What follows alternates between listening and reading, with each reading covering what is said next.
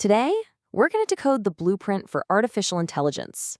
We're going to follow the whole journey, right from the very first line of code all the way to the tricky human choices that give AI its conscience, or maybe sometimes a lack of one. So, how do you build artificial intelligence? I mean, it really seems like magic, right? But how does a simple idea actually turn into a working AI? Where in the world do you even start? Well, believe it or not, it's kind of like making a greeting card. Yeah, seriously. You don't just grab a pen and start drawing, right? No. You need a plan, you got to gather your materials, you follow a design, and you know exactly who the card is for. Building AI, it starts from the very same place. And in the world of AI, that plan, it has a name. It's called the AI Project Blueprint. And this is the essential framework that guides every developer turning some abstract idea into a powerful tool that works in the real world. So here's what that blueprint actually looks like in practice. It's called the AI Project Cycle. Think of it as the roadmap every single developer follows. It's this structured, repeating process that makes sure nothing gets left to chance when you're turning an idea into reality. So let's break these stages down. All right, let's zoom in on that cycle and really see how a project moves from one stage to the next, step by step.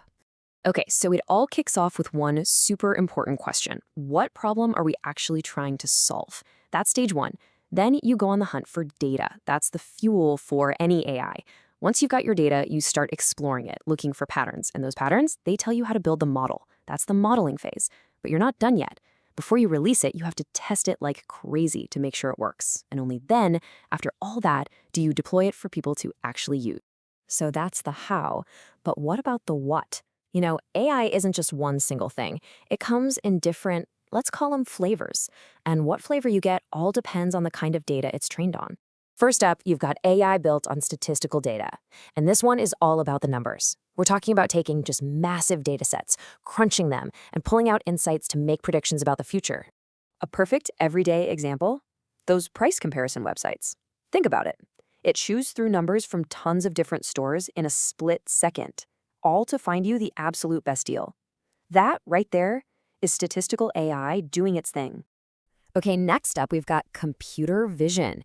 This is the kind of AI that basically gives machines a sense of sight. It's all about training them to look at, interpret, and actually understand the world through images and videos. And man, this really shows you the incredible range of this tech.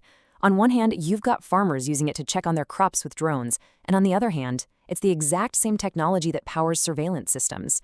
Same core idea, but used in totally different worlds. And our third flavor is natural language processing, or NLP for short. This is where things get really cool. This is where we teach computers to understand our language. I'm not talking about Python or C++. I'm talking about the words we speak and type every single day. And you use this constantly, probably without even thinking about it. Your email spam filter? That's a classic example. It's literally reading your messages and understanding the little details, the nuances of the language, to figure out what's real and what's just junk. Okay, so we have our blueprint, we have our tools, we can build AI that gets numbers, that sees images, and understands words.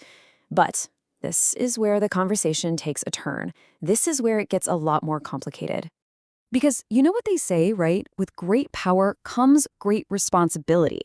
So what happens when these incredibly powerful systems get it wrong? What happens when an algorithm that was designed to help people actually ends up hurting them? Let's look at a real-world example. There was an algorithm built to help hospitals find patients who are at high risk so they could get them better care, faster. Sounds great, right? A totally noble goal. But the result was seriously flawed. And this right here, this shows the huge, dangerous gap at the heart of the problem. See, the algorithm was supposed to be measuring how sick a patient was, their health needs, but instead it measured something totally different, how much money had been spent on that patient's care. It basically assumed that cost equals sickness. And because historically our society has spent less money on certain groups of patients, the AI made a terrible mistake. It concluded they were healthier, and it locked them out of the extra care they desperately needed. So, the billion-dollar question is, how do we stop this from happening? It's clear we need more than just a technical blueprint, right? We need an ethical one. We need a framework that can guide our choices. And the good news is we don't have to invent this stuff from scratch. Frameworks like bioethics have been guiding doctors and medical decisions for decades, and they offer a really powerful template. They're all built on these core principles that are designed to make sure technology is serving us, not the other way around. Just imagine for a second if the developers of that algorithm had used this as a checklist. They would have had to stop and ask, do no harm. Is our algorithm actively harming a group of patients? Well, yeah, it was. Beneficence. Is it providing the most benefit for everybody? Nope, just for some. Justice. Are its decisions fair no matter who you are? Absolutely not. It was just baking in old biases. You see? This simple ethical framework could have caught that fatal flaw before the algorithm ever affected a single person. And that whole case study really brings us to the most important point of all. And it isn't really about code, it's about people. AI isn't some neutral thing just sitting there observing the world. No way. It's a tool that's actively being used to make decisions and to influence what happens next. And because of that, we have a responsibility to make sure the recommendations it makes are morally okay. Every single choice a developer makes, from the data they pick to the goal they set for the AI, that's an ethical choice.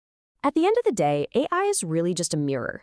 It reflects the values, the priorities, and yet the biases of the people who build it. And that leaves us with one last big question. If AI is built by people, what should we be demanding of them? And maybe even more importantly, what should we be demanding of ourselves?